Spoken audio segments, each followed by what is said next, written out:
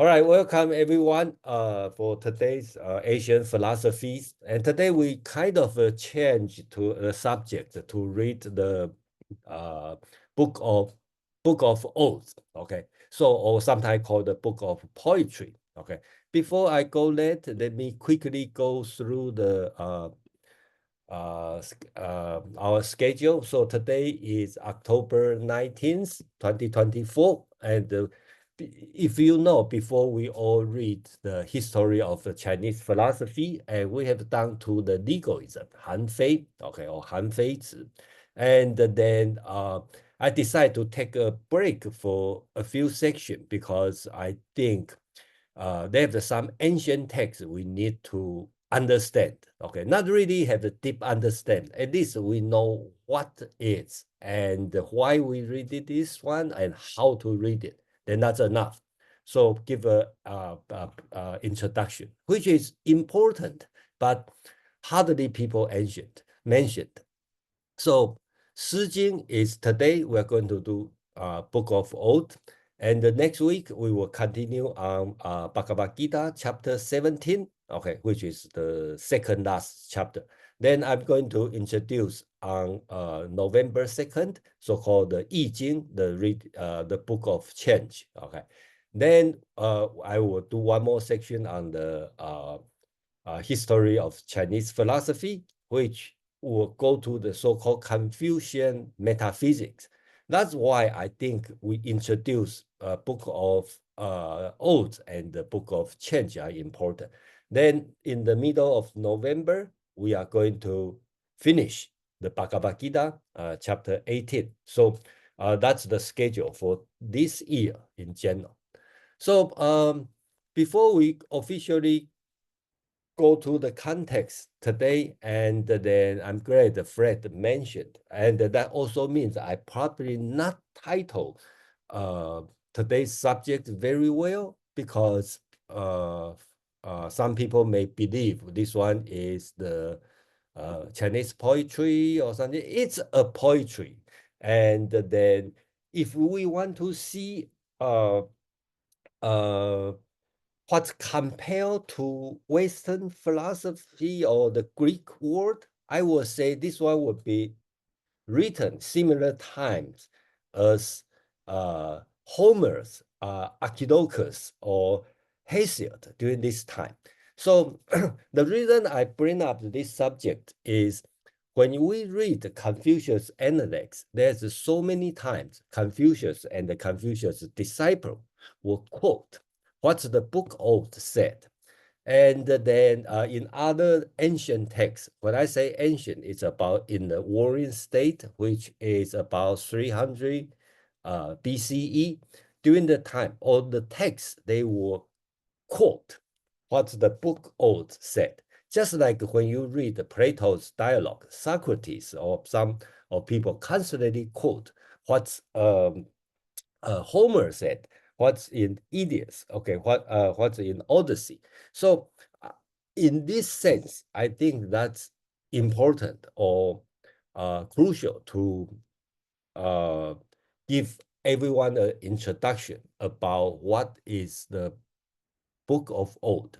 Okay, so I think that's the reason I want to bring this one because the content has been used all over the place, but we need to know what what is and why it's important. So I think that's the reason.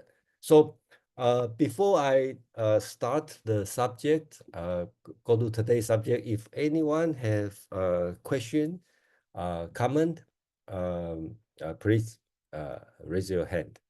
I don't think we have a lot of people today, and that we can be a little bit more free discussion. Fei Wu, please. I have a question regarding Han Fei you just mentioned. Was Yeah. Xiangyang influenced by Han Fei? No, The no, lit no. The other way around. Okay, Han Fei influenced by Shangyang. Shangyang is much older. older. Okay. Yeah. And he's part of that. And today we are not going to talk about legalism because that's the last time's subject. And then today we're going to, so anyone have any question or comment? Okay. I think at the beginning, Mark asked about what time the book is written. Okay. And then Fred also mentioned about he liked the Chinese poetry. And we can say this one is the foundation of the Chinese poetry. And then I think I have 5 or 6 poetry we can read. And then we will know how. Okay, so let's go to the first part. Okay, just before.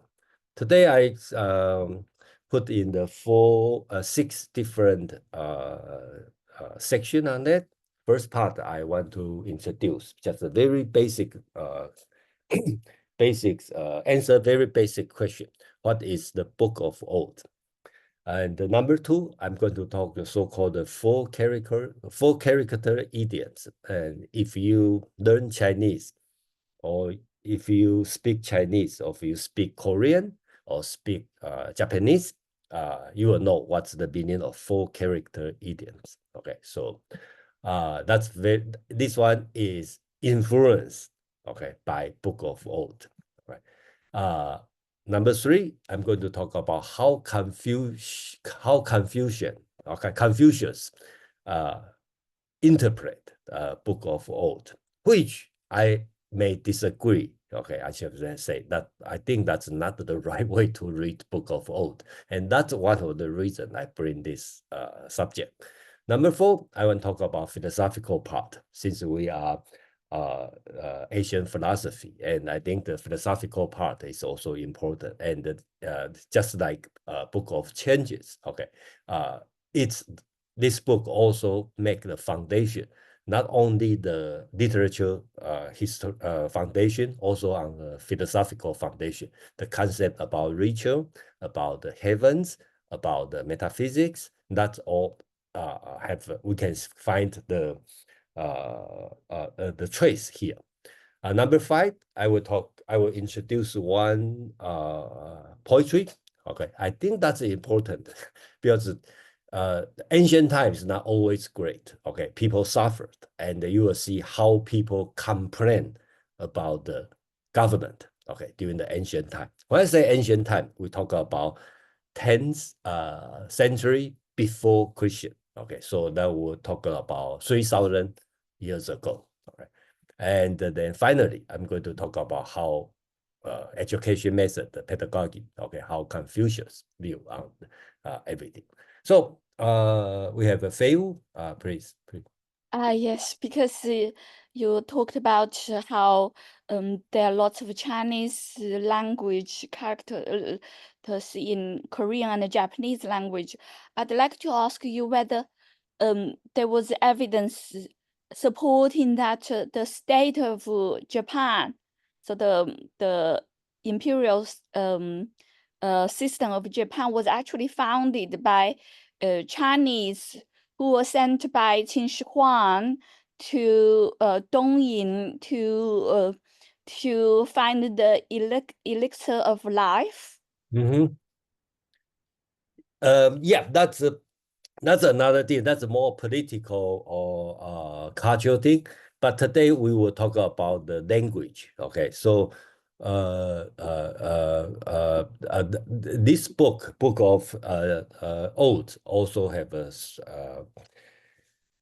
I would say it's influenced the Chinese language, and then this language has been borrowed by Korean and Japan. Okay, in Japan. And then I think the influence happened not until probably 7th or 8th century. It's a much later time. Okay, so it's a little bit complicated. And then if we want to talk about how does the influence happen, it's a complex situation, and I don't think everyone agree on who influences whom, and then when does it happen. Influence definitely there was, and I think definitely China influenced Japan more throughout history. Um, my question is, I know it's not related to the Book of Odes, but Mhm. because you are so knowledgeable and well-read, do you know evidence support that the imperial family of Japan or the state of Japan was founded by some guy? What's it called? I forgot the name, but two Yeah. letters. And he was actually sent by Qin Shi Huang. That's And the story. he led lots of young men and women, thousands of them, Yeah. to go to the sea to find the elixir of life. And the Japanese people actually still worship that person. That's the story, and they have the shrine in Japan as evidence. But is that the true story? I don't know, you know. And Uh, the oh yeah, the name is Xu Fu. Shifu, yeah, that's a Yeah, Shifu. a Chinese shaman. Yeah, that's a happened on the about the about the 200 BCE. Okay, during the reign of Qin Shi Huang. Okay, so that's another story. You know. And today we are talking about the Book of Old. It's much older than that. So remember, this book is written 3,000 years ago, okay, which means 1,000 BCE, okay. And then what Fei Wu you are talking about is happened about 200, okay, BCE. So it's 800 years before that. So, okay, so let's quickly see what is the Book of Old, okay. This book of Old, let me see, okay. The Book of Old basics, they have the many names. That's why sometimes it's difficult to proper mention this book, right? Sometimes people call the classics of poetry. Sometimes we call Shijing, or you spell as Shijing, okay? And then sometimes you will see called the Book of Songs, Book of Odes, or sometimes we call the book, sometimes we just mention the odes or poetry, okay, or called Shi, okay. If you read ancient Chinese text, sometimes they may say, according to Shi, okay, so they mean this book, okay. Secondly, I think I'm very sure it's no way to argue. It's the oldest existing collection of Chinese poetry. Okay, I don't think there's any other poetry older than this. Okay, so that's very old. And the total is 305 poems. Okay, so according to historian, it would the oldest probably written about 11th BCE, okay, 3,000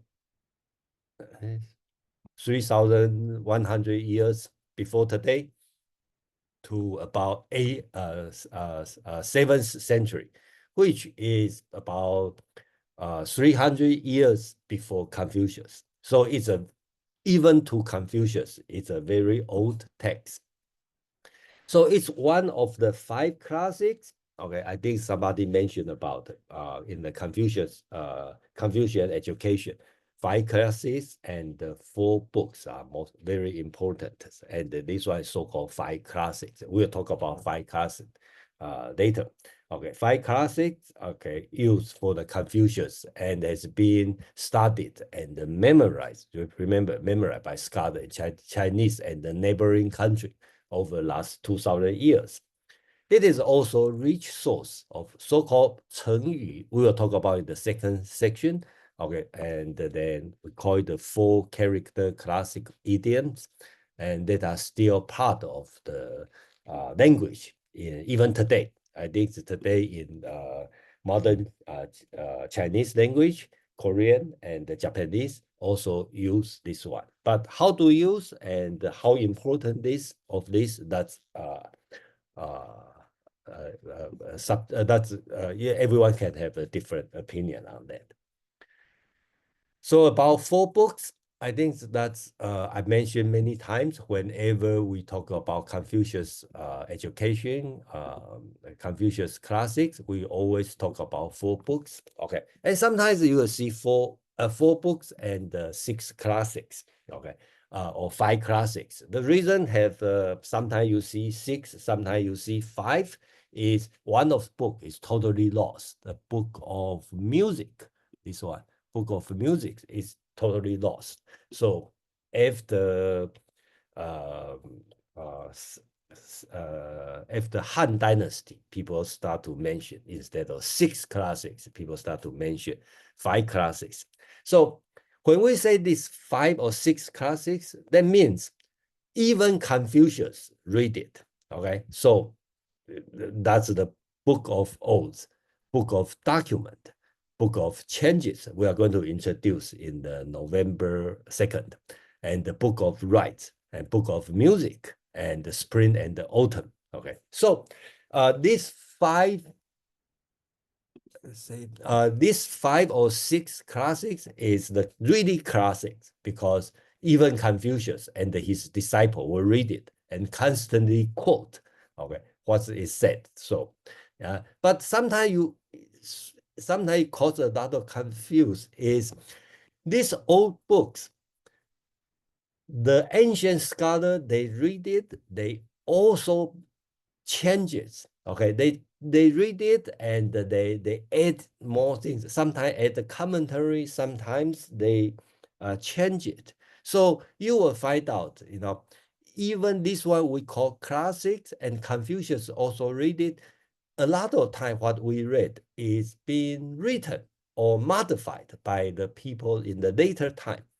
Okay, so but we still call it the classics. Okay, so that's 6 or 5 classics, and today we are going to introduce one of that called the Book of Odes. Okay, and I don't believe this one has been changed because I think if it's not easy to change the poetry, you just collect it because poetry is easy to memorize, and then people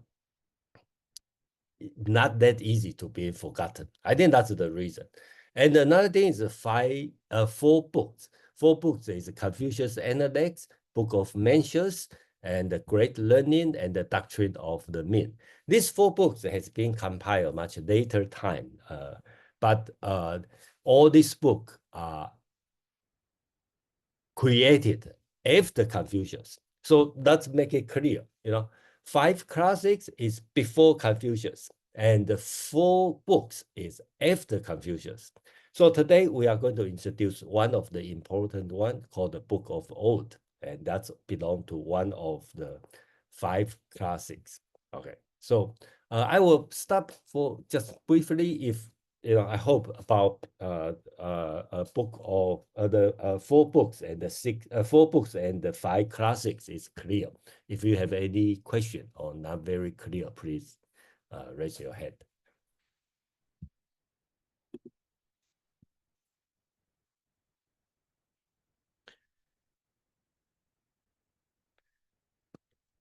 Okay, so let's go through some difficult part or boring part, okay, before we go to have some fun. But I think it's necessary.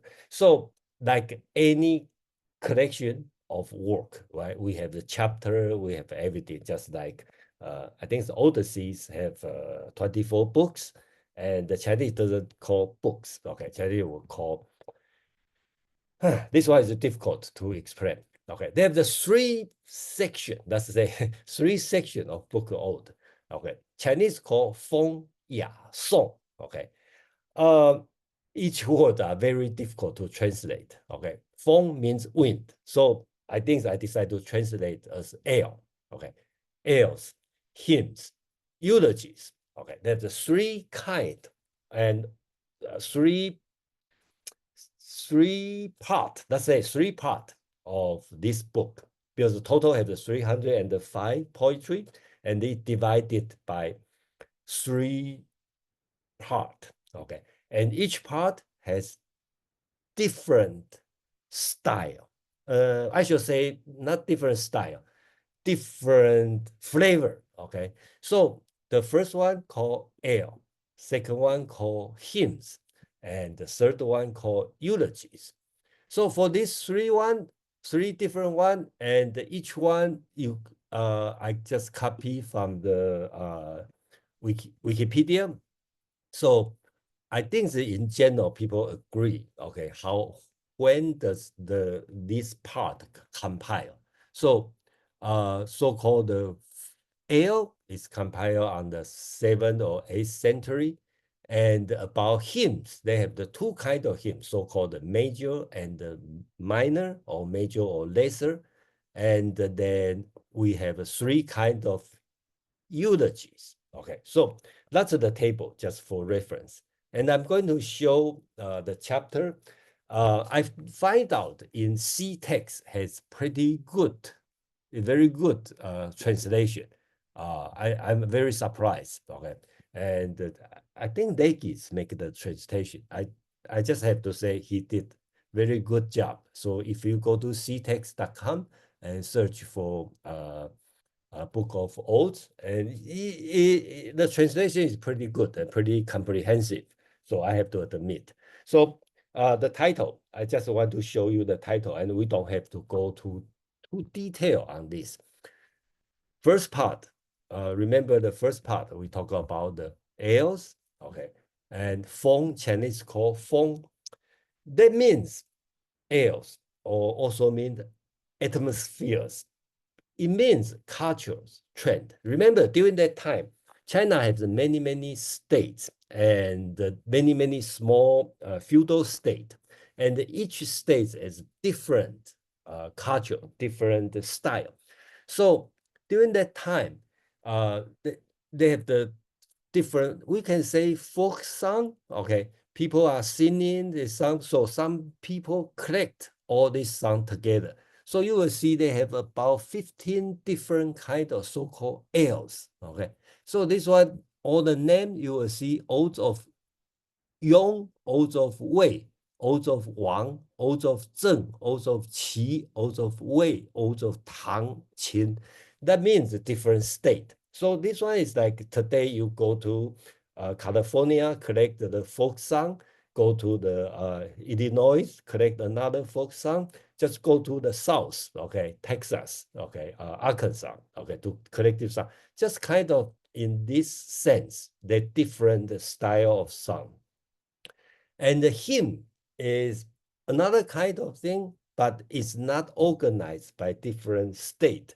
So they have the two kind, one called the minor, one called greater or major. Okay, so they all different kind of song, and then they have about, I think they have 160. The last part, so-called eulogy, Chinese called song. This one is more about religious, okay, songs. Okay, so basics, it only includes three major states. One is the Song, okay, so-called the sacrificial oath of Song. That's the state or dynasty before Zhou dynasty. Okay, so and then also have the sacrificial oath or eulogy of Zhou. That's Zhou dynasty, and the Du, because Du is important for Confucius. So that's another one. Okay, so that's kind of just give you an overview on what's this book, and then just give you a first look on how does it organize, and then what it contains. That's the only thing I want to do before we go to the detail of the poetry. Okay, so I will stop here for a few minutes, and then we will continue. So anyone have a question and a comment on this part?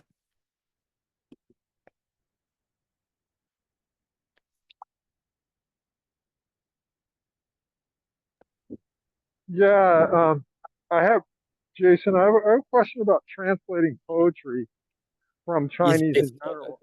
Yeah. Do you want to do that later, or? We can do it later. Yeah, but you can have a general question because it's important and it's very difficult. I just have to admit. Yeah. Okay. So from so Chinese, unlike English and a lot of other languages, you have tones, you have pronunciations, and then you have like ideographic aspects. And so, like in English, usually what they'll do, I mean, the most basic thing is they'll have a rhyming scheme where, like, every other rhyme, the last syllable, the last word will be the same. That's like a really normal rhyming scheme in English. So I'm wondering about in Chinese. I see, like, looking at that first poem, it's divided into four sections, each one of four characters. Mhm. And of course, I know I looked at the translation, the English translation there. Of course, you can't do that in English, right? You No way. wouldn't Yeah. make any sense. So I'm wondering, and sometimes I see like translations of Tao Te Ching where they'll like try to make it rhyme, and it like makes me cringe because I feel like they lose the meaning a lot when they do that. Um, so you said this was a good translation, the one at Chinese Text Project. I'm wondering, like, what about the translation did you feel like, because I know you have to make a bunch of compromises when you translate, especially from Chinese to English. So I'm wondering, like, what about the translations did you feel positive about? Well, when I say it's good, in C text, I just say because very few translation have in the Book of Odes. Okay, just like you mentioned, Mark, it's just just not possible to translate. Okay, so when I say good, that means the meaning. It express the meaning. Okay, and I'm less music. I'm more on the philosophical side. So I probably care less about how does it sound. Okay, the aesthetic part, I probably care more about the meaning, the deep philosophical part on that. So that's what I meant. Good. Okay, so just briefly answer your question, and I was you will see the example on that. Okay, before I go to the real poetry, okay, let me introduce another concept, okay, so-called the four character idioms. I think here we have some people speak Chinese, and I don't know. Ginny, do you speak Korean? No, I do not speak Korean. Okay, all right. So okay, so if you speak Korean or speak Japanese, you must I should say you must know what do I mean for character idioms. So in Chinese called 成语, okay, in Japanese in Korean called. I can read. Can you read, please? It's called 사자성어. 사자성어. 사자성어. Yeah. Do you know what they mean? No. Okay, that means four character. 사자. 하나, 둘, 셋, 넷. Yeah. Yeah. Four Yeah. character words. So and in just 1 minute. In Japanese, we call the just 1 minute. Let me get my note. Okay. In Japanese, we call the yoji jukugo. Okay, that means four character cooked. Okay, language. Cook means packaged, and Chinese called 成语. That means being pre-packaged word. So you will make it it's a kind of Chinese idiomatic expression, most of which consists of four characters. Okay, structurally fixed. Okay, so I think the best way to explain is give you some example. Okay, so I don't know how many, and then I know in bookstore when I was kid, they have like a sick book of that. I don't know how many, at least a few hundred. Okay, the so-called 成语 or four character idioms. Okay, I'm not saying that's a good education, but when we were young, okay, in the primary school, the teacher might ask you to memorize this, and so you put in your writing, you sounds more elegant. Okay, I'm not saying I'm not saying that's a great way to educate for education, but I just said, that's education I receive. Okay, so you have to use this for, and I remember, I'm not sure Korean, but I traveled to Japan one day. I went to the Japanese bookstore. I also find, okay, a sick book about the 成语, which you call the 有记就哭够, okay, four character idioms. Okay, so look guys, Japanese also ask their kids to study and memorize these 4 character idioms. So the best way to introduce this one is give you some example, right? So sometimes people, I think that's also happen in the common Chinese language. When you celebrate some old people's birthday, you might say, okay, 万寿无疆. You can notice that's the 4 character. That means 1 means 10,000 lifespan without bond. Okay, so this one is 4 character idiom to celebrate old people's birthday, not kids' birthday, but talking about if people over 70, 80. So, okay, when they celebrate birthday, you can say 万寿无疆. Okay, that's 4 character idioms.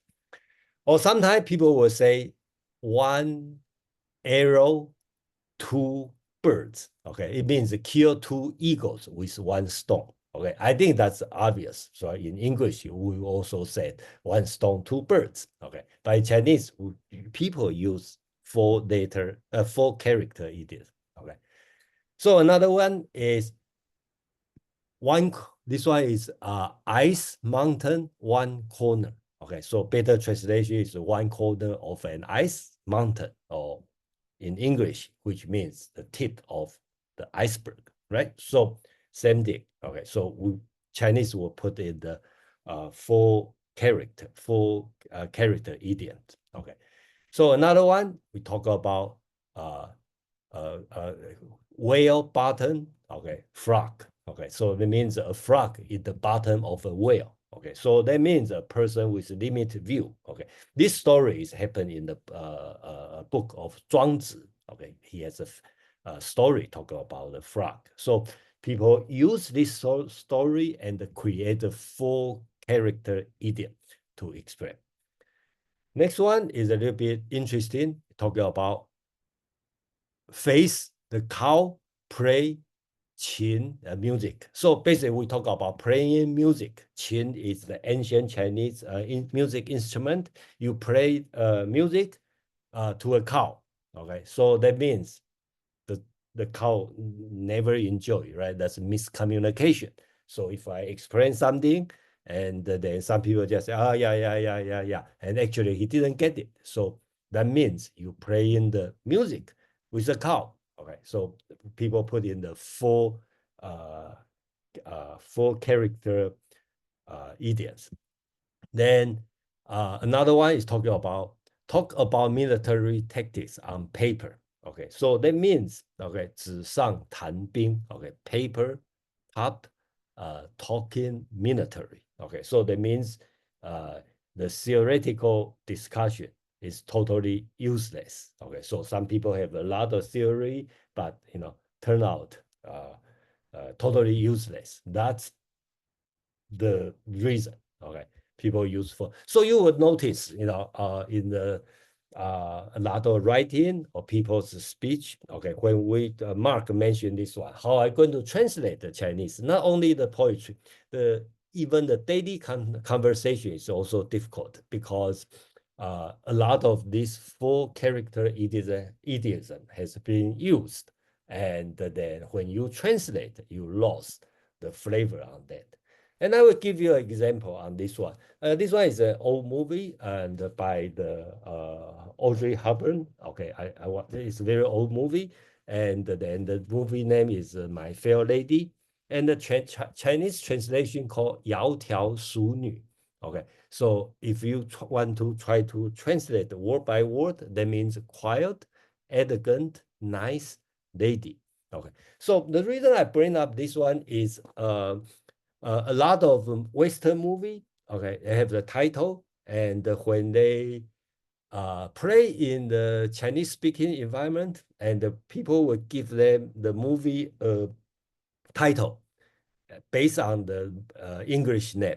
But it's not so happen today. But when before, a lot of time people would pick the four-letter character, four-letter idioms as a title. So just like this one, My Fair Lady, and when I was young in Taiwan, the movie translation is 窈窕淑女. And the reason I use this one as an example is this name is from the book of Odes we are going to introduce today.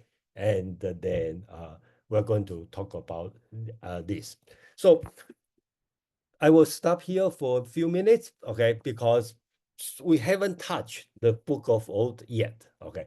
But I just want to give everyone the concept of what is the book of Odes and how it influences even today in the language, literature, not only in China, Taiwan, or the Chinese-speaking environment also happen in Korean, in Japan. Okay, they all have this kind of flavor on that. And I'm going to let you know why and in the next chapter. So before I move on, if any comment and the question?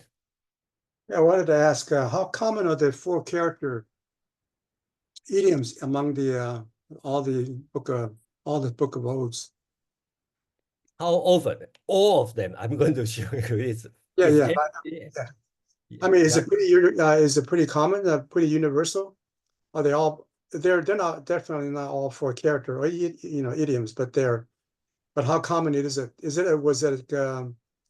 Was it four character idioms more common among certain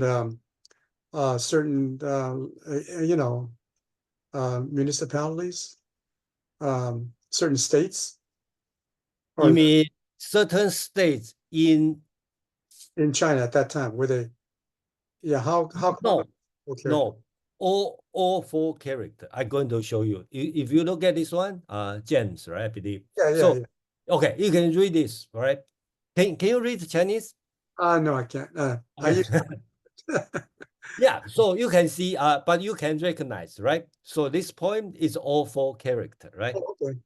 Okay, and do I answer your question? Okay, so it's all four character, all four. Okay, so it's a very, I would not say rigid. I would say 99% focus. Sometimes you will see 5 or 6 character. Okay, just kind of change for flavor, but you will see it's just like all four character. That's why four character idiom becomes so, I don't know. I sometimes call it a curse. Okay, and because like you just being forced. If you learn Chinese, sometimes it's being forced to use four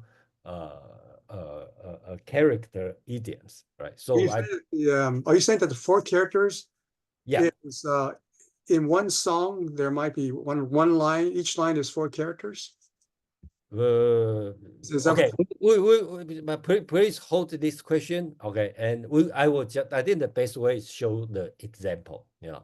And we are going to have the example, immediately. Okay, thank you, James, to bring up this one. Any other question, comment? I have a question. It's a bit political again. Why out of all overseas Chinese, Singaporeans are the only ones to adopt Chinese simplified Chinese? China. That's a different question. I think that's a complex question. Do you want to give your opinion? Do you want to give your opinion? No, I'm not going to. My opinion is Singapore is more efficient. Okay, they try to be more efficient, and that's why they use this one. But it's a difficult answer. Yeah. Okay, so let's move on for the first one. And Ginny, you are ready. You can read for me, right? So just let me see. Let me.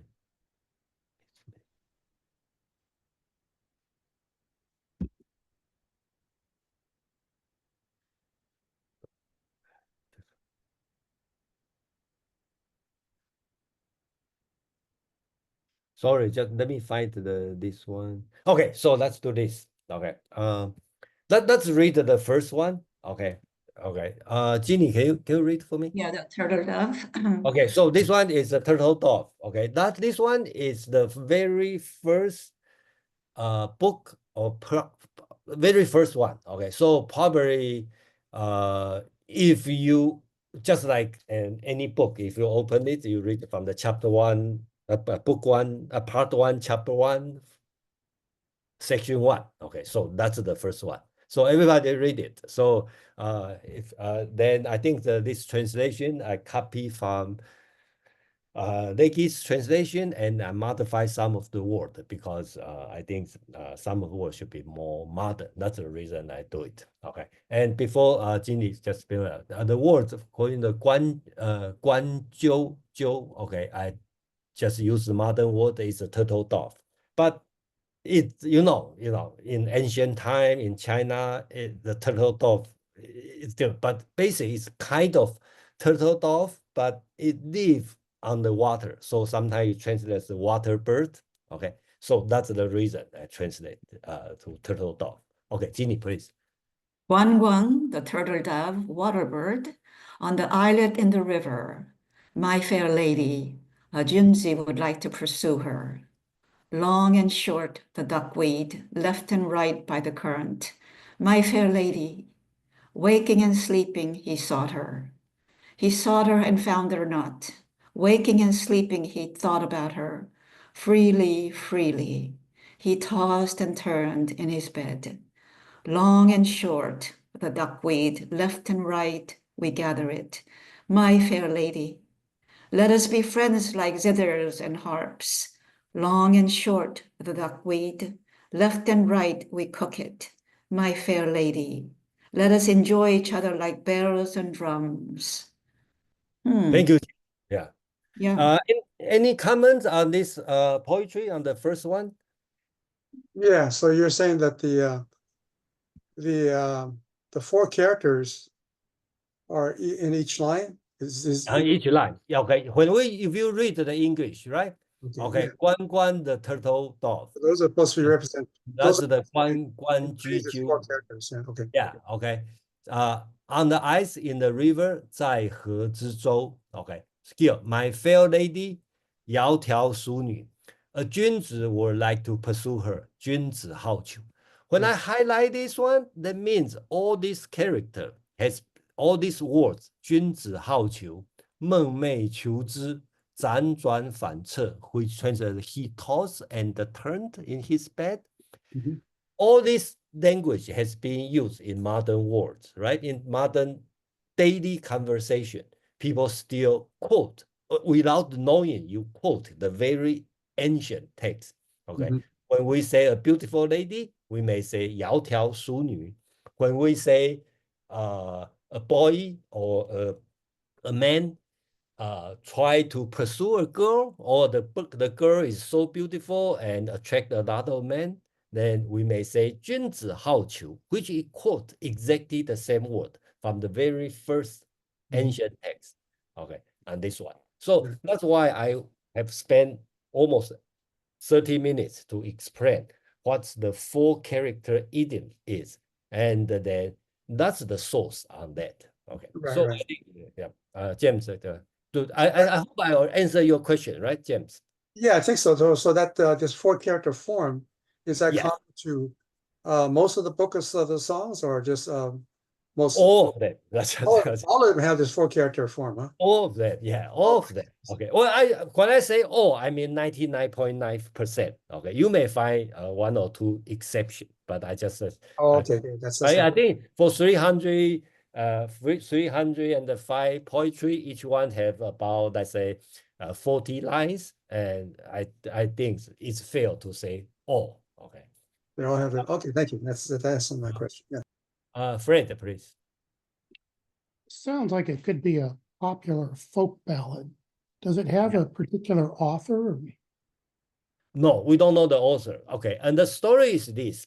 During that time, the Chinese political system is they have we cannot say they have the head, so-called emperor. Okay, the emperor is the Zhou Okay, it's a state. It's considered as the head of the entire China, but this state may not have the, well, for sure, they don't have the political power over other feudal state.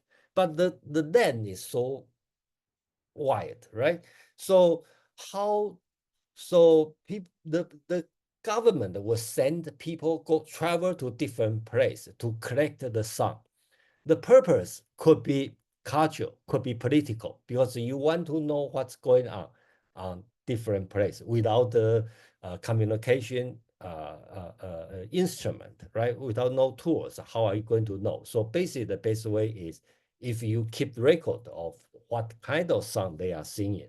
Okay, that would be another way to understand the just like if you travel to a different country and you want to know what's going on in this country without TV, video, everything.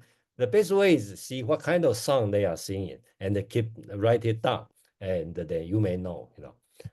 I think that's the purpose. Ginny, please. Yeah, I mean, My Fair Lady, American musical, is one of my favorite musicals. I know practically every song in the musical, and I'm now thinking the title My Fair Lady.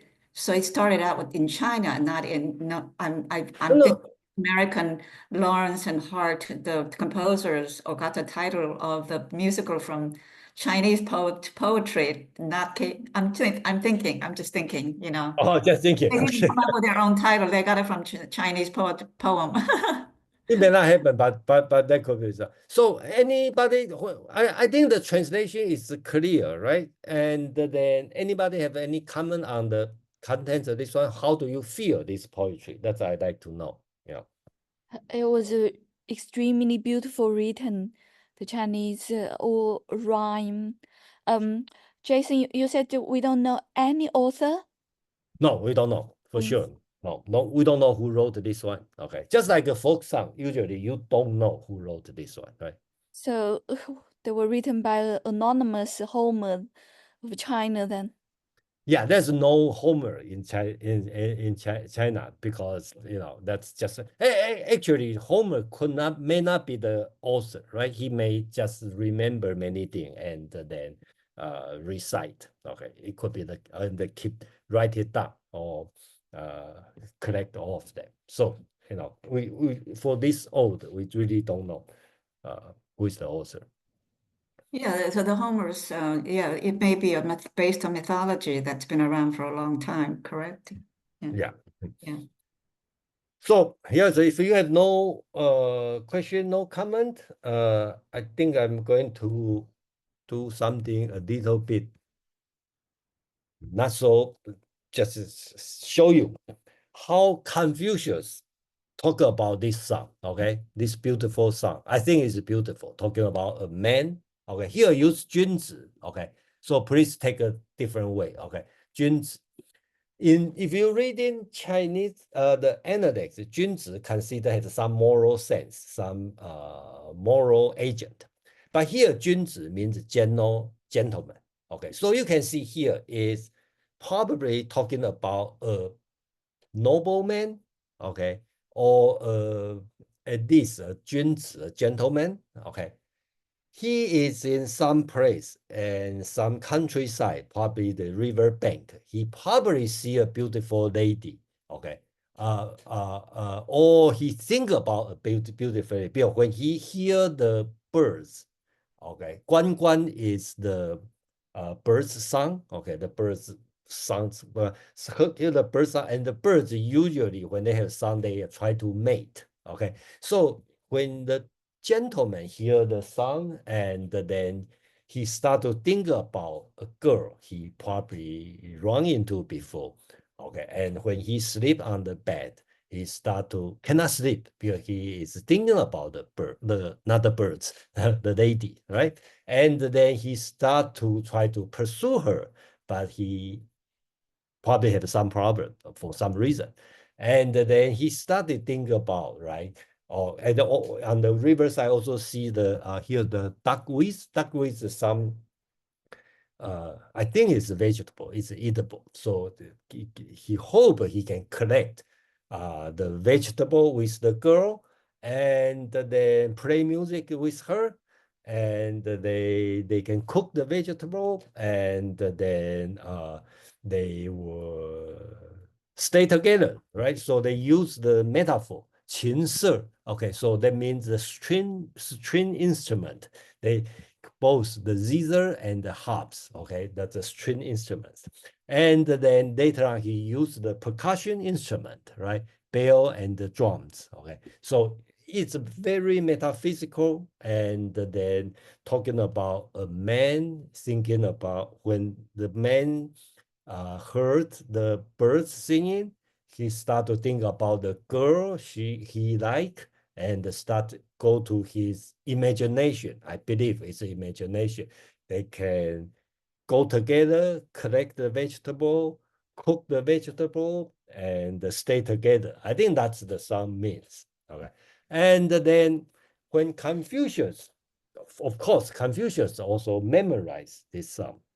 And this one I quote from Confucius, book 3, chapter 20, right? The master said, okay, the book of Odes is an expression of enjoyment without indulgence, grief without distress. Okay, that's Confucius talking about this poetry. So when Confucius say 观居, okay, it means this poem, it also could means the entire book. So this one, Confucius set a tone, okay, about how to read and what, or according to Confucius' interpretation, this song, okay, or the entire book of Ode is expression of enjoyment without indulgence, grief, and without enjoy the expression of enjoyment without indulgence, grief without distress. That means you are happy but not too happy. When you were sad, you are not distressed, not too sad. That's fit to Confucius philosopher. Not too much. Always stay in the middle way. Okay, so I think that's how Confucius wants people to read the poem in this way.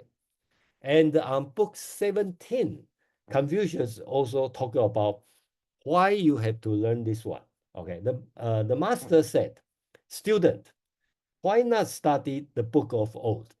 The book of Odes can be used for inspiring, for observation, for socializing, for expression complaints. From serving your fathers to your Lord, from it you can recognize the names of many birds, beasts, plants, and trees. So here, Confucius also tell people why you have to learn this one, because the book can inspire in you, and you can observing, you can understand what's going on, and you can use these songs or poetry for socializing. Okay, and then if you feel sad, you want to complain, you can read this poem, this song, and to help you. And at least you can recognize many names, just like encyclopedia or like study nature science, right? You know the name of birds, beasts, plants, and the tree. I think that's the Confucius want to say. So how to read book of Odes. Okay, so I'm not saying that's the only way we need to read it, but I just want to say that's Confucius want people to read it in this way. And then I think through 2000 years, I just have to say most of the people follow Confucius' instruction to read in this way. But you don't have to agree on that. But I think that's why I think we should at least take a look on the original book of Odes to get an idea of what this book is. So if you have any comment, if no, I will move to introduce the second one. This one also talking about the title is tall and slim people. Chinese translate 硕人, that means the people is tall and slender, but apparent. This poetry is talking about a beautiful lady, noble lady, okay, aristocratic lady. Okay, so okay, Ginny, can you read for me? She is tall and slender, in her embroidered robe with a plain single garment over it. The daughter of the Marquis of Ji, the wife of the Marquis of Yi, the sister of the heir apparent, the aunt of the Marquis of Jing, the sister-in-law of Duke Tan. Okay. See, I'm not pronouncing the Xing and Xing and Qi, okay. So the daughter of a Marquis of Qi. Okay, so first part, right? Okay, again, just respond to what James concerned, right? Each line is 4 letter, 4 character, right? 硕人其心，衣锦耿衣, 衣锦耿衣. Okay, so everything is 4 character. So talk about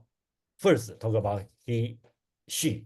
Okay, she is tall and slender. Okay, the clothes, just memorize, just remember, he wear the beautiful clothes, but he put the plain clothes on top of that. Okay, that's important. Please keep in your mind.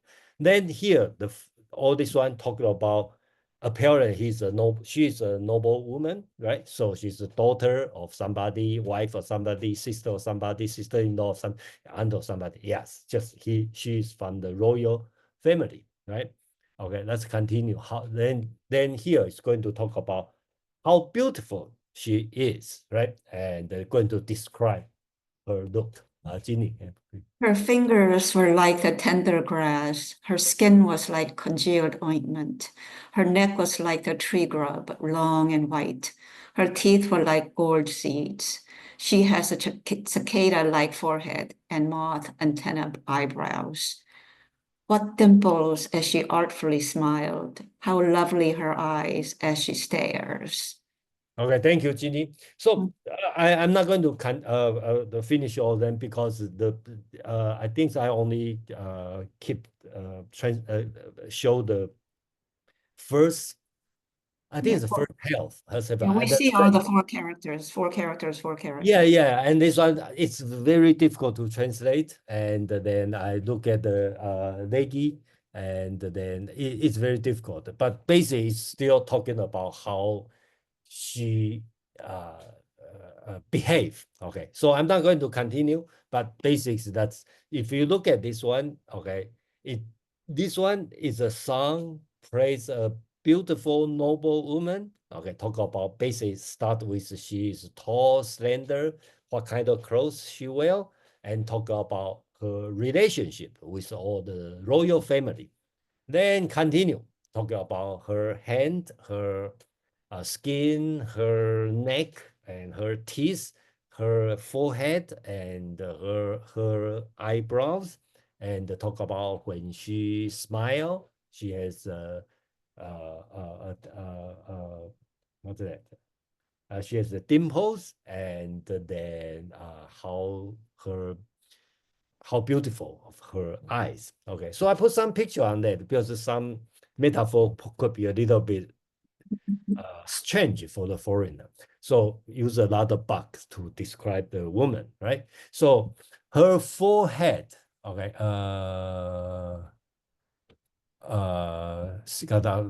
okay, cicada like a forehead, right? If you, I don't know how many of you see cicada. If you see cicada, you can see the forehead is kind of like how do I say it? High, and there's no wrinkle. Let's put it this way. Okay, no wrinkle and shining. Okay, so that's a beautiful her head. Okay, and then more important is eyebrows, right?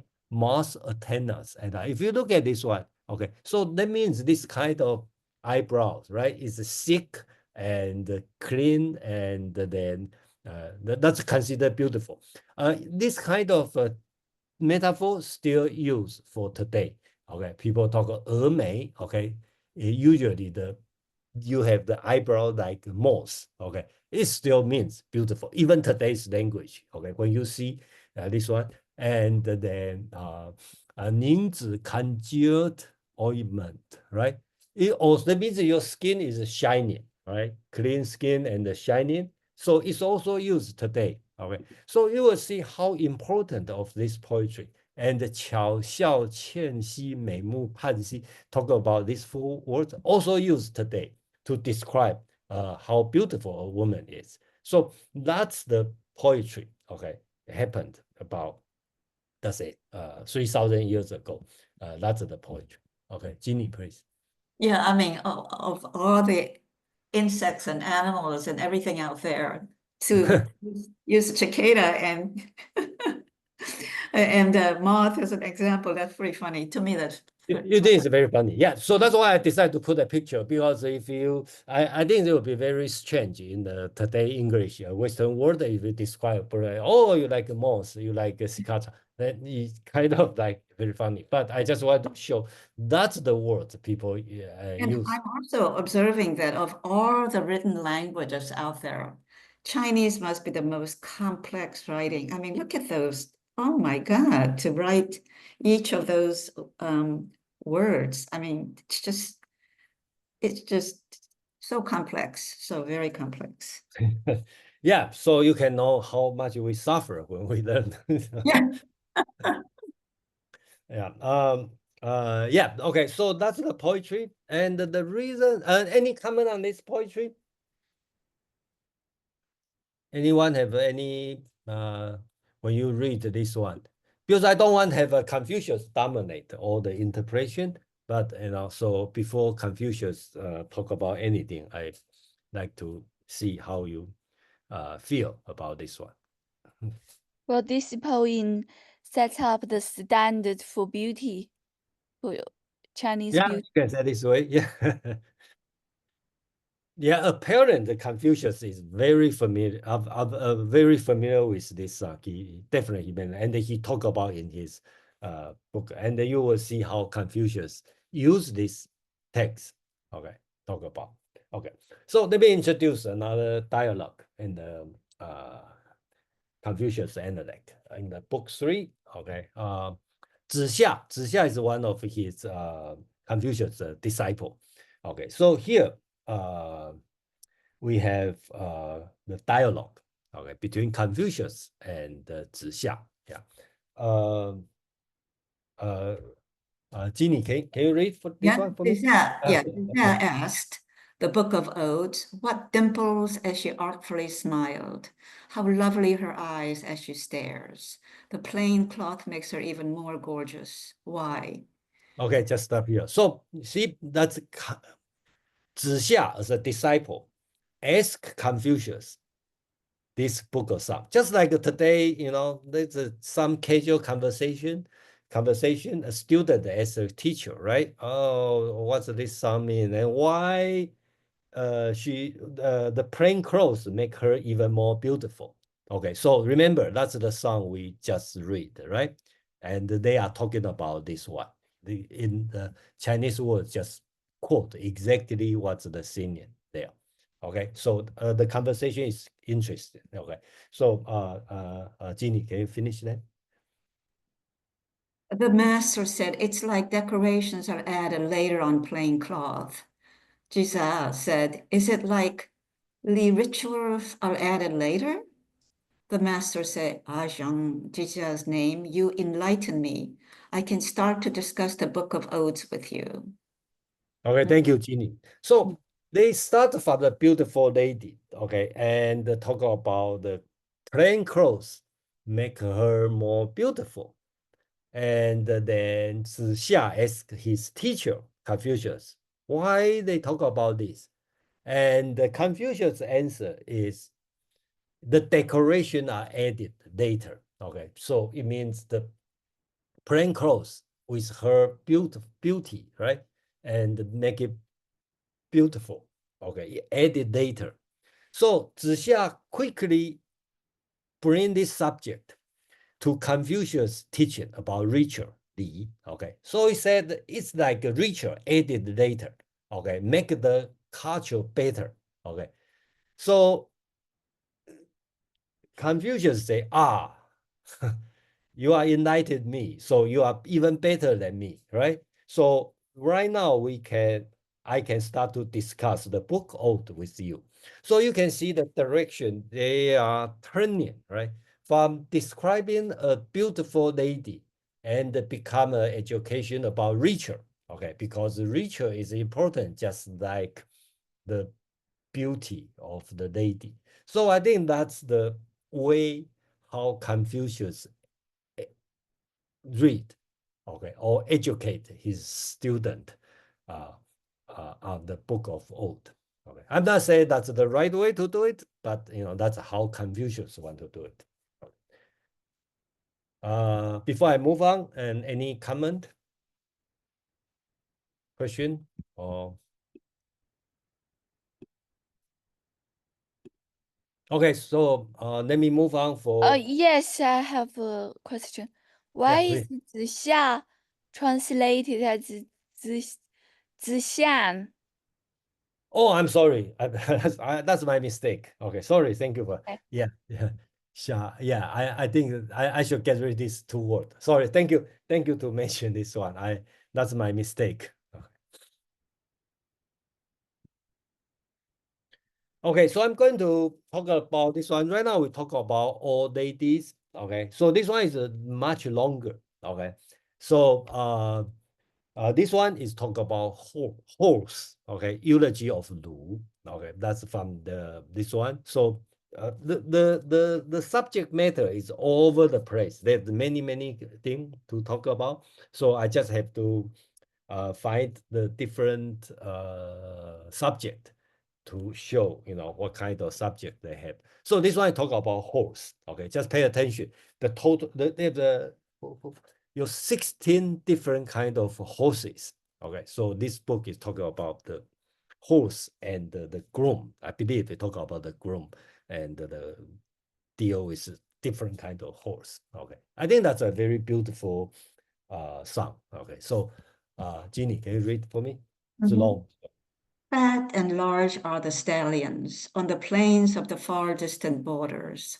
Of those stallions, fat and large, some are white striped, some light yellow, some pure black, some bay. All splendid carriage horses. His thoughts are without limit. He thinks of his horses, and they are thus good. Do you want me to read the next one too? Yes, please. Yeah. Fat and large are the stallions on the plains of the far distant borders. Of those stallions, fat and large, some are green, white, others yellow, white, some yellowish red, some dapper gray, all strong carriage horses. His thoughts are without end. He thinks of his horses, and they are thus strong. Thank you, Jeannie. Okay, so here's the only first two part of that. Okay, so you can see a lot of repetition, right? So basics, the words are all identical, only on some keyword change. That's the style the book or Odes sometimes use, and that's match with that is pretty good for singing, right? And for memorize, you everything keep in the same pattern. And each part have the same, will only change a little bit. So the key is here, talk about four different kind of horse, right? Based on their color, white stripe, light yellow, black, and the bay of a different color. And here, since Chinese has no, you can skip the subject, so we don't know whose thought. So I have to assume it's the caretaker or the groom, right? His thoughts are without limit, because when the groom see the horse, beautiful fat stallion, and his thought is without limit. All right. So, and then when he see another four kind of horses, right? And his thought is without end. Okay. So that's the second part. I don't, Jason? Yeah. What is some bay? I don't know what bay is, B-A-Y. What is that? Why I think that's a color beige. Is that the color? Bay color? Yeah. I Is never it, heard of that color being I bay. think Is anybody know? Is this Oh, maybe, okay, well, it's because it's right next to yellowish red, some dapple gray. Is that same as? Yeah, that's a color, like a date. Oh, okay, so Yeah, it's that's a color. grayish. Okay, some black, some white, because you Huang, okay, so that's the color, okay, kind of Oh, yellowish, okay. So you can see all this way are the color of the horse, and they name the horse based on the color. And I think that these words are very difficult because that's an ancient word. Because today nobody name the horse based on this. So the translation is difficult because even you read the Chinese, you will find out it's not easy to understand. Okay. So Well, if you in continue, you will English, see. If you continue, you will know. Okay. So Ginny, okay, let's finish this one. fat and large are the stallions on the plains of the far distant borders. Of those stallions, fat and large, some are frecked, some white-black maned, some red and black maned, some black-white maned, all docile in the carriage. His thoughts never weary. He thinks of his horses, and they are thus spirited. Fat and large are the stallions on the plains of the far distant borders. Of those stallions, fat and large, some are cream-colored, some red and white, some white-legged, some with fish eyes, all stout carriage horses. His thoughts are without evil. He thinks of his horses, and they are thus fast. Thank you, Ginny. So so when you read this one, how do you feel about this poetry? So his thoughts are without evil. That seems sort of out of place from the rest of the sentences. you think it's out of place? Yeah. Okay, so here, if you look at it, his thought is without the limit. He's thinking of Okay. the horse, right? And he thought without end. He thought without. I think that you are right. It's a little bit strange, right? Probably the translation is not that right. 诗无邪. Okay, so I probably should not translate as evil. I probably should translate as how to say astray, okay? Because he's focused on the horse. He's thinking never astray, right? So he focused on that, never go the sideway.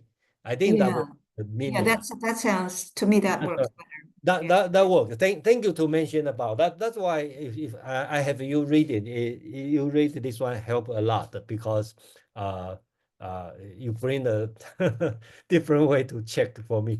Really, thank you so much on that. I found and that's not all my fault. Okay, I have to say that. Okay, I will show you partially or majorly it's Confucius' fault. Okay, because Confucius misinterpreted this one. Okay, that's why I make a wrong translation. And I believe Degi also make the wrong translation, and a lot of people make a wrong translation because Oh, yeah, at the very bottom, there's a little note that says they're embraced in one sentence. His thoughts are without evil, parentheses. yeah, I will go that part later. Okay, so I go there. So okay, so let's go to Fred, please. I noticed that one of the Chinese poems that I've marked this is from Wang Wei in the 8th century, much later. Yeah. Mm-hmm. It starts out the clear stream girdles the long copse, carriage horses amble with ease, and it goes on to talk about that. So it's interesting, the repetition that you have here is reflected in this poem from the 8th century.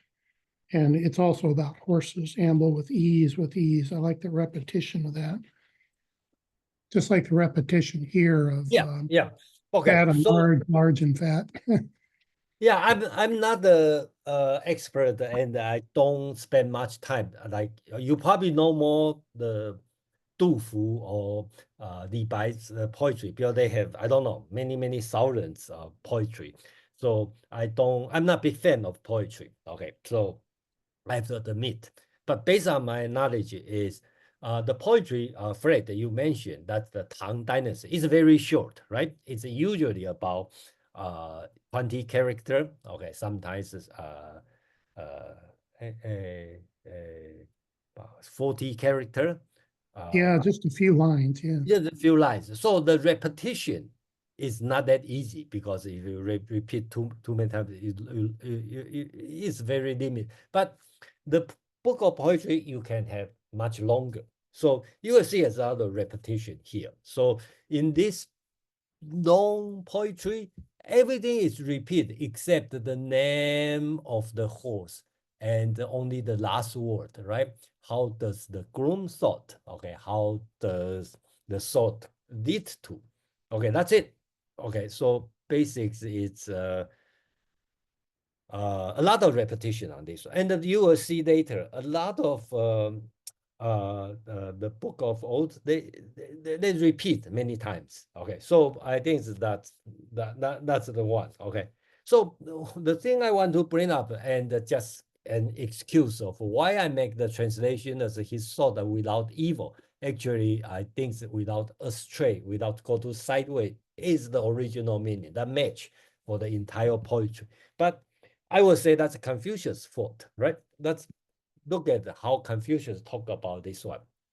In the book 2, the master said, there are the 300 songs in the book of Odes, which he's right, okay? They are embraced in one sentence. His thoughts are without evil or without a straight. Okay, let's put it straight. This word, 思无邪, he quote from this line, okay? So for the long poetry, okay, Confucius quote one short sentence, and he talk about the thought without evil. Okay, I think here most of people interpret as evil. The reason Confucius said that, or later Confucius scholar interpret in this way, because you can see this one is just kind of like in the Bible, the Song of Songs, right? Talk about the beautiful girl, beautiful eye. I think some places even talk about kissing, but the church try to interpret as this one in the religious way, not in the sexual or romantic way. But if you read the 3 poem I introduced, right? Talking about a countryside woman, a gentleman thinking about woman. Second one talking about a beautiful noble woman. This one talk about horse. All this one is very common daily life, and the Confucian scholar doesn't want people read this one as a love song, as that's why they want to say the song is no evil thought. Okay, so it become important teaching, right? If you read the poetry for the man pursuing woman, thinking about woman, cannot sleep, you should not think about sex or think about the romantic. You should think about ritual, something like this. I think that's the Confucius try to teach in this way, and that's why Confucius quote this one from a short sentence to comment the entire 300 songs on that. Yeah. So before I go to the other one, is any comment, question? It is similar to the Book of Solomon. Was it? Sorry, forgot Yeah, which book. the book. Yeah, Book of Songs, the Song of Songs. Yeah. Songs. Yeah. Yeah. Where that book was talking about a love story, but then the Christians try to make it not about romantic love, but the love between the church and Christ. Yes, that's exactly the situation happened, right? So okay, so we already read a lot. Then let's read one more because we read the horse, read the noble woman, read the man think about woman. So right now we read another one, the Ode of Wei. This one is talking about a woman. We assume a woman see a handsome man. Okay, that's also another one. Okay, so Ginny, are you able to read? Yeah. Behold the bank of the river Ji, the green bamboo forest, fresh and lush. An elegant gentleman he works, cutting and filing, carving and polishing, relaxed, confident, dignified and stately, such an elegant gentleman. How can I ever forget him? Behold the bank of the river Ji, the green bamboo forest, strong and bright. An elegant gentleman he dresses, his ears glittering, his cap burnishing, relaxed, confident, dignified, and stately. Such an elegant gentleman. How can I ever forget him? Behold the bank of the river Ji, the green bamboo forest, dense and flourishing. An elegant gentleman he stands, like gold, like jade, leaning on the rails of his chariot. He speaks with wit, without condescension. Thank you, Jing. Okay. So apparently, okay, this one is from the woman's mouth, right? She is, or woman's thinking, okay, when the woman see a handsome man, okay, and see how he walk, how he dress, and how when he stand there, is very attractive. So, and then you also see a lot of the repetition here, right? So basically, talk about you. I think this poetry is very well written, right? Talking about I think it's very easy to think about a gentleman, a handsome man, and standing, walking on the riverside, and have the bamboo green, and he is attractive. Okay, so I think that's this one. So any comment on this one? Oh, how do you feel on this one? Mark, please. So thanks, Jason. So I noticed that she does the poem doesn't repeat the last line. How can I ever forget him? Is there some significance to that? I mean, like, is this showing a preference for the first two rather than the last one, or like what's going on there? Let me see. Yeah, it changed. Okay, you see, in the Chinese, 终不可原兮终. That means eventually I cannot forget him. And then this one is put in the end. Okay, put in the end, just a comment. So I don't know, okay, why do this way, but it's common to make a change for the final. Okay, so it's common they do this way. I have no answer on any significance on that, but I'm glad that you noticed that. I didn't. So Fred, please. Yeah, that's interesting because in traditional sonnets, like Petrarchian sonnets from the Middle Ages and on, the sonnets, the last line is called a volt. Oh, Latin okay. for turn or change, and it's kind of the punchline. You develop the sonnet, and then the very last line takes it in another direction, or gives it a particular import, or gives you the moral, or just gives you an impression that it builds up to, and so this is much the same, it seems. Oh, okay. So you say this one called vote? That's what they called in Italian Petrarchian sonnets, called the volt. It just means turn. Oh, so here he has kind of like an objective description of this gentleman, how he's dignified and calm. Then the very last line has an emotional punch. How can I ever forget him? And it becomes personal. It's very much like sonnets. Okay, this style is universal. Let's put it this way, So okay, so yeah. Any comment on this one? I think it's a beautiful written, So so let's see how how Confucius deal with this one. Okay, that's another interesting. Okay, Zigong is another Confucius disciple. And let me give you his background. Okay, Zigong was poor when he was young. Then he started to work and doing some business. I think he's doing some trade business, and then become very rich eventually. So you can see this kind of person, right? A humble background and make a lot of money, and then and also follow the greatest teacher during that time. So they have the conversation, okay, on the book 1, chapter 15, right? Ginny, can you read, or you want me to read it? Jigong, did I pronounce that correct? Jigong? Yeah, Zigong, yeah, that's right. Yes.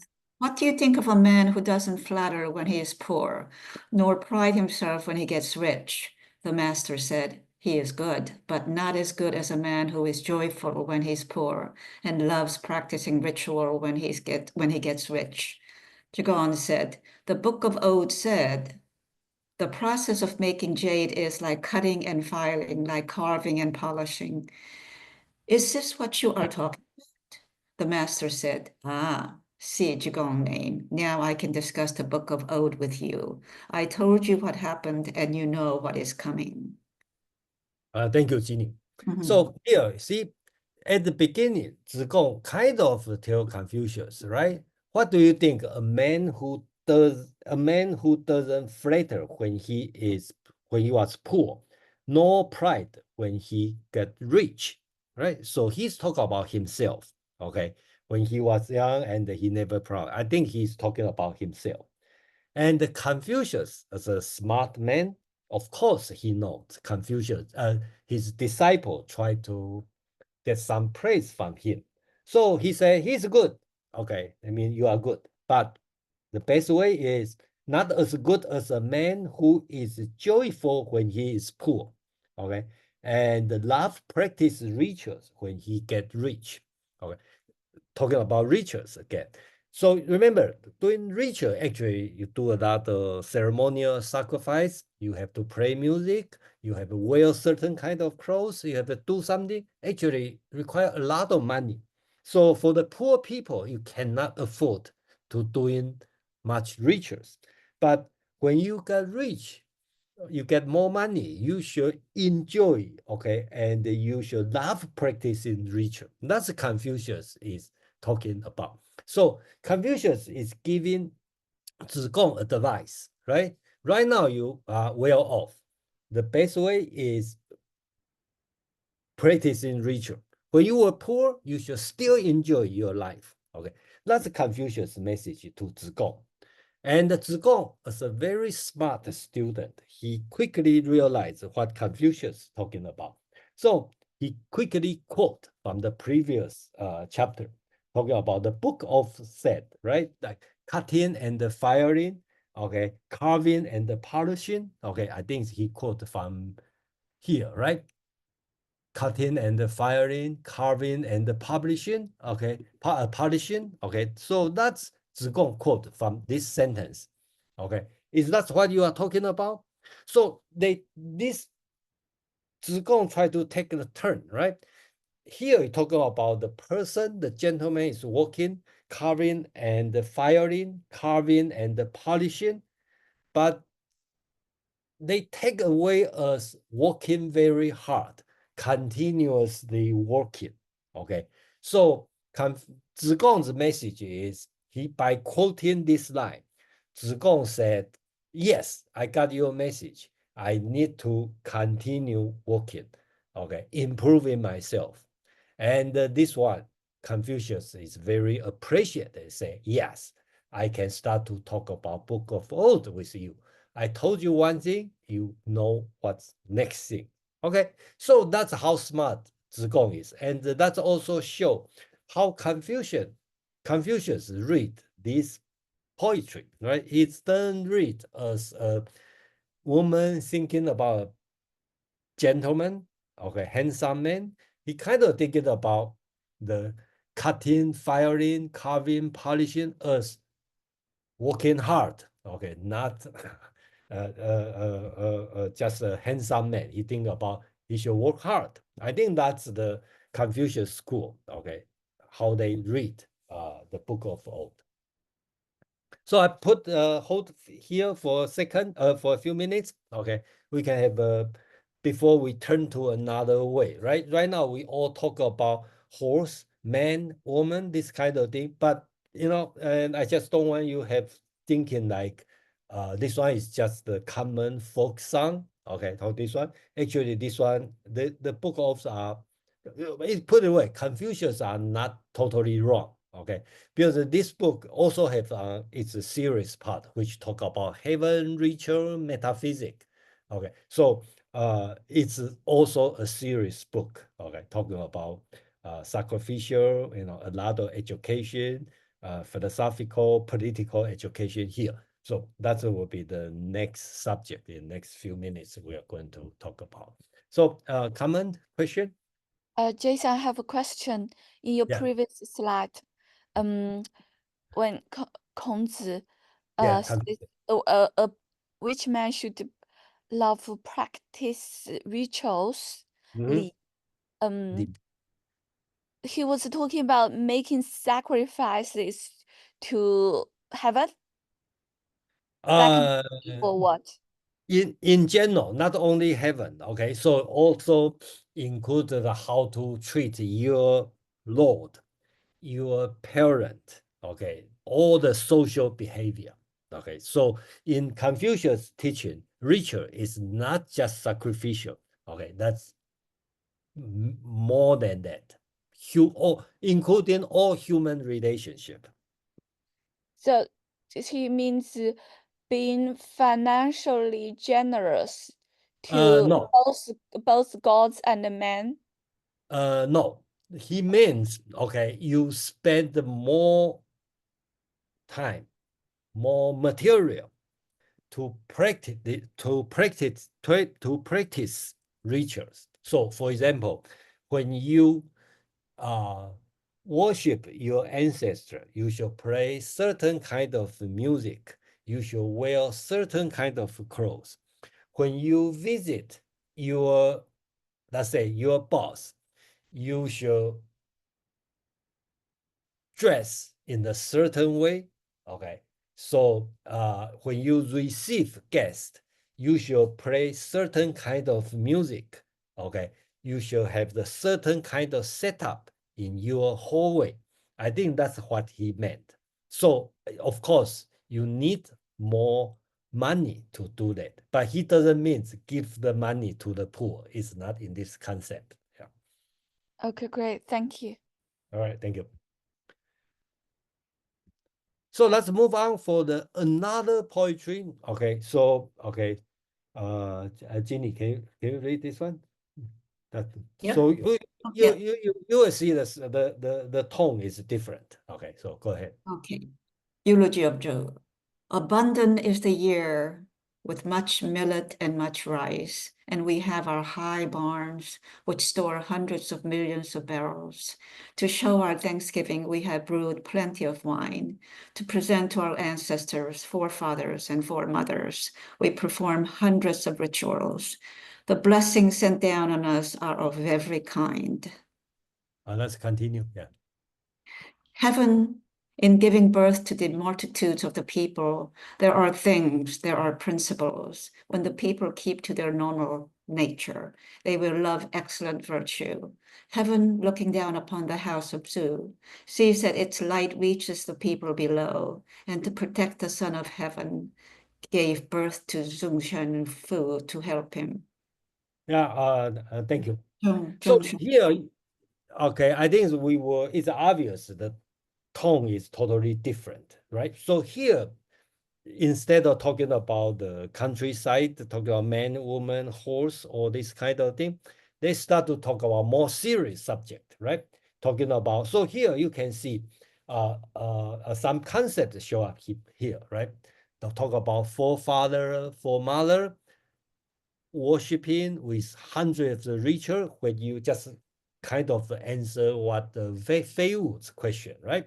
About the ritual, right? When you have abundant year, so you have a lot of, you start to think doing more things. So, but of course, this one is not talking about common people. It's talking about a lord, the head of state, what you need to do on this one.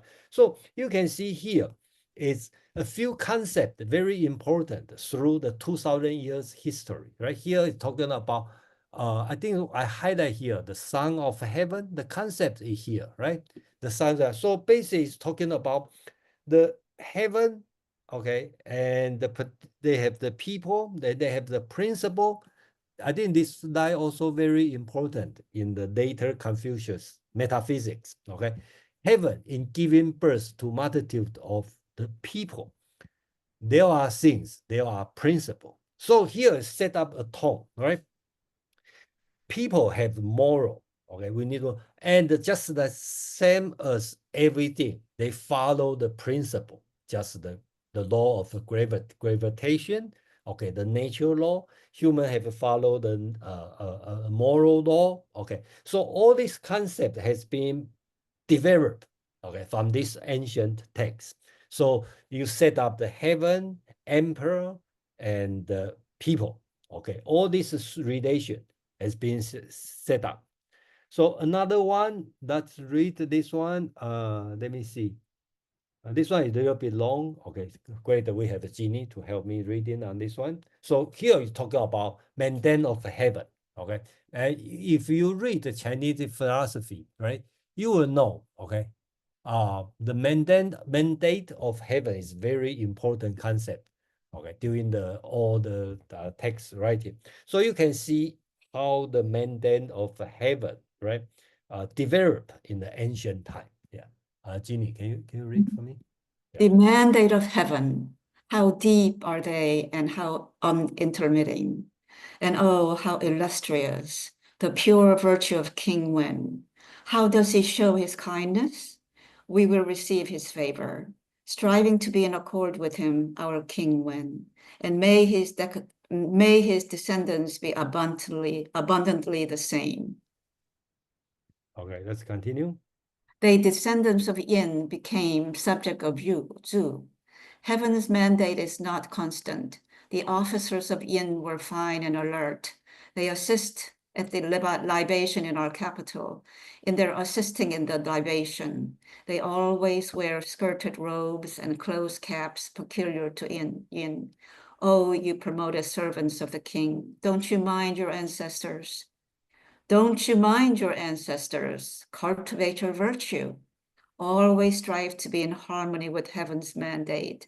Seek for yourselves the many blessings before Yin lost its army.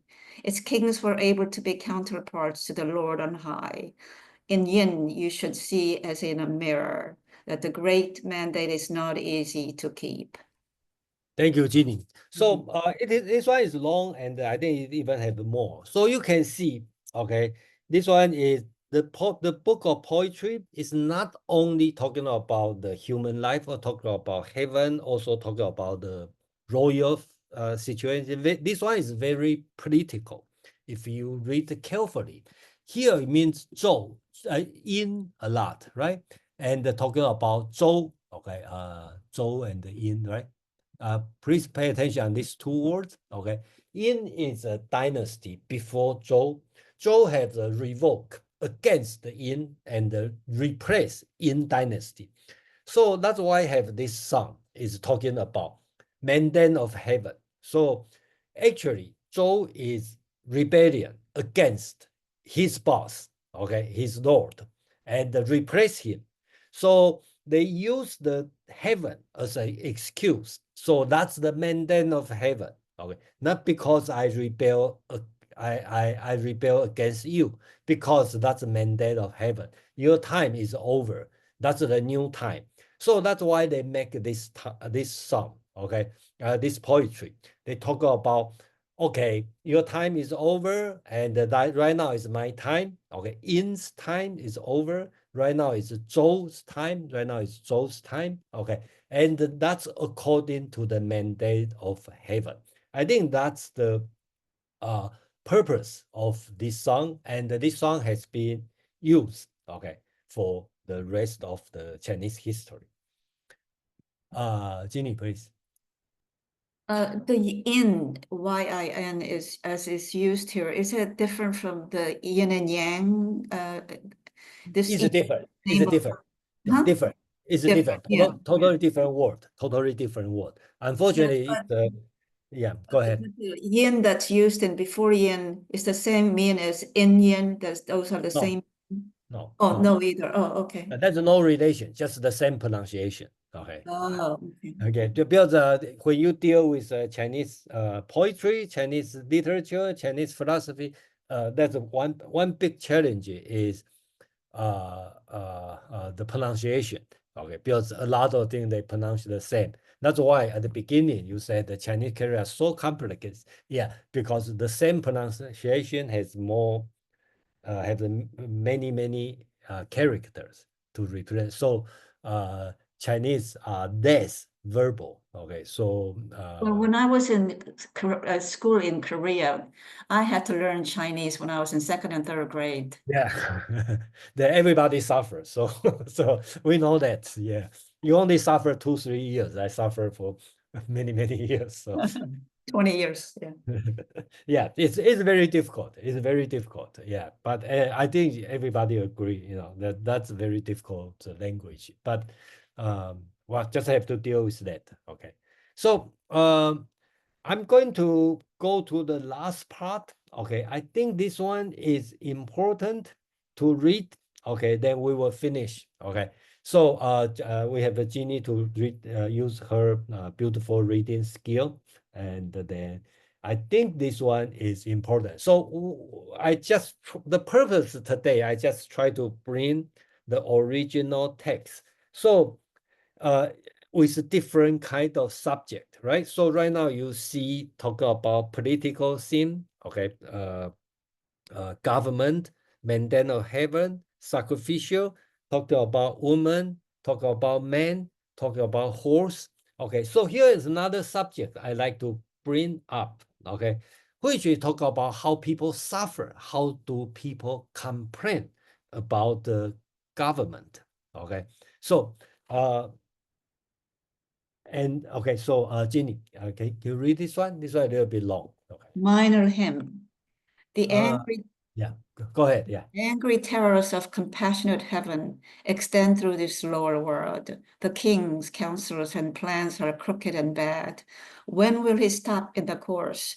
Counsels which are good and the counsels which are good he will not follow, and those which are not good he employs. When I look at his counsels and plans, I am greatly pained.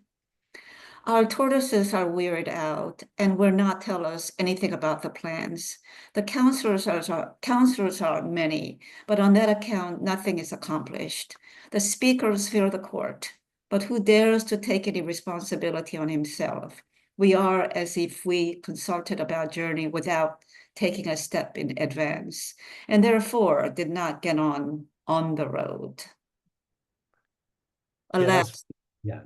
our formers of plans do not take the ancients for their pattern and do not regulate them by great principles. They only hearken to shallow words and quarrel about shallow words.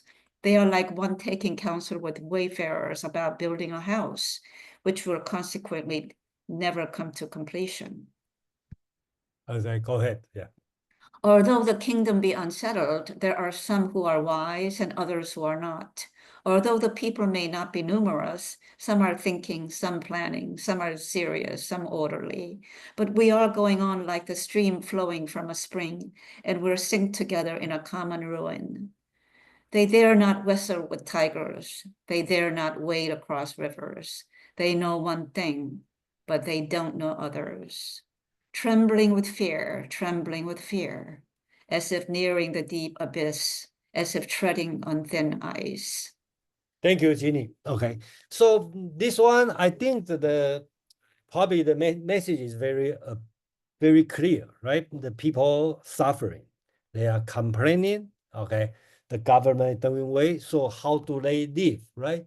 They dare not, because they are afraid of the tyrant. So they dare not rest with tiger. They dare not wade across river. Okay, okay. So I think that's very powerful statement. Okay. And talk about how they live, trembling with fear, as if near the deep abyss, as if treading on thin ice. I personally, I think this final line is very well, and all these words has been use even in today's language. But the thing I find out is without reading the whole poetry, you got the wrong message. Okay. In Zhengzi, okay, one of the great, well, being people view him as the successor of Confucius. Okay. Let's see, Ginny, if you can read the final. Mr. Jing, Mr. Jing was ill.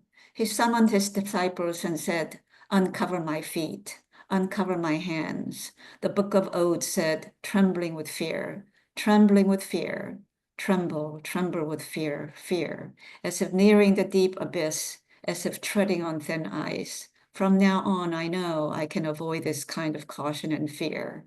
Boys. Thank you, Ginny. Okay, so I will stop here for today. Okay, so you can see this one, right? How Zhengzi, okay, the so-called the great Confucius disciple, he's 49 years younger than Confucius. So when Confucius is alive, he's still a young boy. He continued Confucius' teaching. And then the great thing is he lived for about 100 years old. So when he write this one, when he say this, it's far longer the death of Confucius. He probably the only survival people who ever met Confucius. So he become like the orthodox successor of Confucius teaching. And then I will say that's how he talking about it. He quote, right? Trembling with fear, as if near the deep abyss, as if treading on thin ice. Okay, so that's exactly from the previous poetry. Okay, he quote. But does he means the government is a tyrant? Okay, he live in a terrible life because of government? No, he means he practiced the ritual. He followed the Confucius teaching. His life is trembling with fear, because he's worried about violate the ritual. Okay, and just his life is just like near the deep abyss, treading on thin ice, because he doesn't want to make mistake all his life. Okay, that's what he's talking about. So he successfully turned for a poetry from complaining about government to self-education, okay, cautious living a life.